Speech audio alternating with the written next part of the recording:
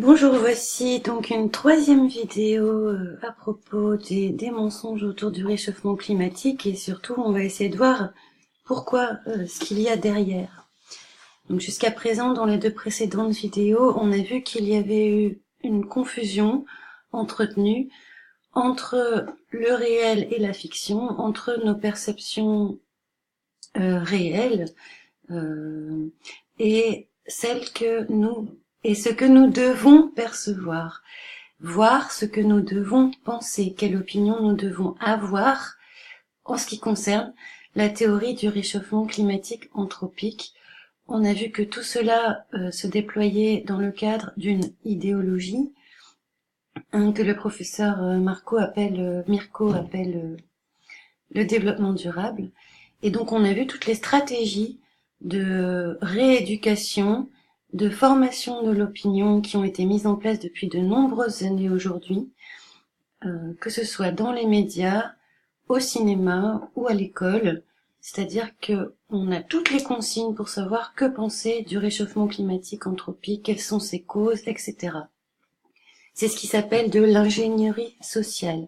C'est-à-dire qu'on vous amène à avoir une opinion sur un sujet dont vous ignorez tous les tenants et les aboutissants. On a vu aussi que sur ce sujet, il y avait une opinion morale et une opinion immorale. L'opinion morale, c'est d'adhérer à ce dogme du réchauffement climatique anthropique, tandis qu'il est immoral de le remettre en question. Si vous le remettez en question, vous serez ridiculisé. Nous avons pu aussi plusieurs fois parler du GIEC, cet organisme intergouvernemental qui est à l'origine de cette théorie qui est défendue. Nous avons vu aussi qu'il s'agissait d'une origine politique. Le GIEC a été créé suite à la pression effectuée auprès de l'ONU par le président américain Ronald Reagan et la première ministre britannique Margaret Thatcher.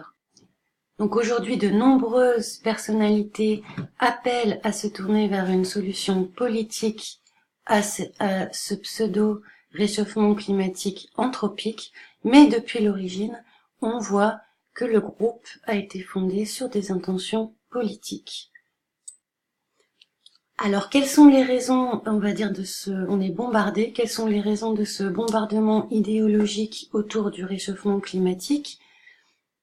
Voici une première proposition de réponse, la fameuse taxe carbone. Pourquoi cette ingénierie sociale? Pourquoi ce conditionnement du public? Donc, Libération nous dit de manière fallacieuse que le changement climatique n'est pas une priorité politique. On a pu constater totalement le contraire depuis plusieurs décennies. Ni en France, ni aux États-Unis, la faute en revient au lobby, mais aussi au manque de mobilisation des citoyens pour qui ces effets semblent encore bien lointains. Donc, premièrement, le réchauffement climatique, c'est de notre faute, c'est anthropique, c'est dû à l'homme, mais c'est aussi de notre faute de ne pas se mobiliser contre ce réchauffement climatique, de ne pas demander aux politiques qu'ils nous donnent des solutions. Et la solution, c'est bien la taxe carbone. Donc, comme toujours, il faut des cautions scientifiques. Donc ici, on a William Nordhaus, donc un autre prix Nobel. Ça rappelle aussi le prix Nobel qu'a reçu Al Gore et le GIEC. Donc on voit que c'est un sujet qui est très très important politiquement. Et pourquoi nous terrifier? Pourquoi nous faire peur? Pourquoi nous agiter vis-à-vis de ce problème en fait auquel on s'intéresse pas beaucoup finalement, parce qu'on a toujours froid l'hiver et les températures semblent normales? Eh bien, on a une réponse. Donc, on voit qui s'occupe de cette taxe carbone et qui en a besoin. C'est bien la Banque mondiale. Pour qui les différents accords, les différents sommets qui ont été faits ne sont toujours pas assez radicaux. C'est aussi un mot qu'on a entendu dans la bouche d'Aurélien Barraud, des mesures radicales. Alors, quelles sont les mesures radicales? Ça va être des mesures contraignantes où il va falloir payer. pour le carbone qui est libéré dans l'atmosphère.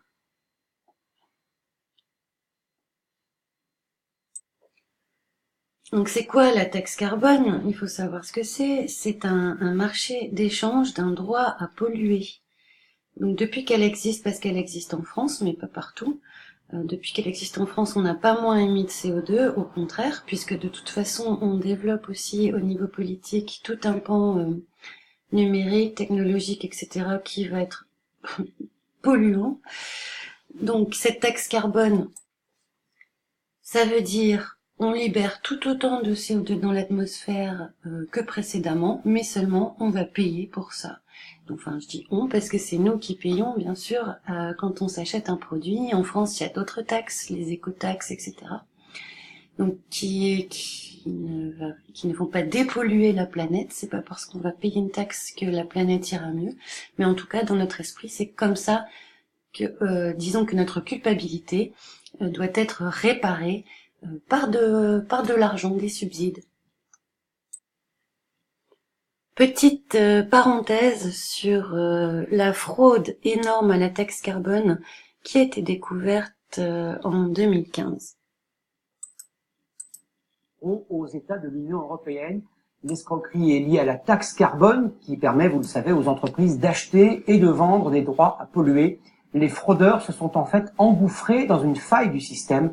Regardez l'enquête d'Emmanuel Chartoir et Henri Dreyfus. On parle de nouveau casse du siècle, une fraude qui en à peine plus d'un an aurait fait perdre au trésor public français près de 2 milliards d'euros. L'escroquerie a eu lieu entre 2008 et 2009 sur le marché des quotas de CO2, surnommé taxe carbone. Pour réduire la pollution, l'Europe impose à chaque entreprise un quota annuel d'émissions de gaz à effet de serre. Ces quotas d'émissions peuvent être achetés et vendus via une bourse d'échange, Blue Next. En d'autres termes, si l'entreprise A n'utilise pas tout son droit à polluer, elle peut revendre son surplus à une entreprise B qui, elle, dépasse son quota. La combine des fraudeurs était très simple. Via des sociétés fictives, ils achetaient du droit à polluer à une entreprise étrangère, hors taxe, puis ils le revendaient aussitôt en France, toutes taxes comprises, mais ne reversaient pas la TVA à l'État français. Bénéfice de l'opération, 19,6% en quelques clics sur Internet. Bluenext a identifié à partir d'octobre 2008 des comportements anormaux d'achat systématique ou de vente systématique. On est dans la grande criminalité organisée. Donc vous voyez que quand on se penche sur cette théorie du réchauffement climatique, on va vite se retrouver au cœur de différentes fraudes, à la fois une fraude scientifique, comme on a pu le voir, une fraude financière et une fraude politique. Goldman Sachs in Washington with regulation that will be the cornerstone of a global government. Isn't that great? So Goldman Sachs is the trouble. But here's the good news. We've also discovered today that we can save the planet with money. It's fantastic. Remember, through regulation, right there, that big stack of paper, through regulation in Cass Sunstein, the Goldman Sachs people will be taught a lesson, not these because they're currently working for Obama, and then we'll save the planet with Al Gore. Donc la question, bien sûr, c'est de savoir, pour mettre en place une taxe carbone mondiale, quelle est la structure qui va s'occuper de faire payer, en fait, quelle est la structure qui va percevoir cette taxe. Donc on voit bien qu'émerge la nécessité d'un gouvernement mondial, et c'est pas une idée nouvelle, c'est une idée qu'on entend depuis très longtemps dans la bouche de personnes, par exemple, comme Jacques Attali. Par Bibliothèque Médicis, Jacques Attali, vous vous interrogez sur demain, qui gouvernera le monde? Le livre est publié chez Fayard. Quand demain? Demain, ça commence aujourd'hui, parce que tout ce qui conditionne notre avenir est évidemment déterminé à chaque seconde de notre vie, et j'ai essayé en effet de dire qui gouvernera le monde dans les 30 prochaines années. Alors, vous savez qui? Oui, on voit très bien apparaître les acteurs, et pour le faire, j'ai voulu, comme je fais souvent dans mes livres, raconter l'histoire, parce que pense qu'on ne peut pas comprendre qui gouvernera le monde dans les 30 prochaines années sans comprendre qui ont été et pourquoi les maîtres du monde depuis 2000 ans. Qui ont été et pourquoi les maîtres du monde depuis 2000 ans? Je ne sais pas de qui il parle. Alors, il y a eu Vous le dites, la foi, la force, le marché. Voilà. Et demain, ce sera qui? Et demain, ce sera encore pendant longtemps le marché et peut-être d'autres forces qui mettront en marche. Parce que ce qui est inévitable, ce qui est un fait, c'est que nous devenons tous des voisins très proches, que les nations ont de moins en moins de poids sur leur destin et qu'il va falloir penser à une organisation mondiale. Je pense que tout cela se terminera au mieux par un gouvernement mondial. Ça mettra très longtemps avant de surgir. Évidemment démocratique, évidemment qui maîtrisera les forces financières qui pourraient le maîtriser, mais que il faut comprendre que tout au long de notre histoire, nous avons été vers ce mouvement-là, que ce mouvement s'est inscrit, et que si nous n'allons pas vers au moins une réglementation mondiale, chaque jour on nous apprend que les catastrophes se produisent. Donc voilà, on arrive à l'aboutissement, aux raisons de cette arnaque et de ce conditionnement, de cette ingénierie sociale et de la mise en place de cette taxe carbone. C'est donc l'avènement d'un gouvernement mondial que Jacques Attali appelle de ses vœux. On se retrouve plus tard, au revoir.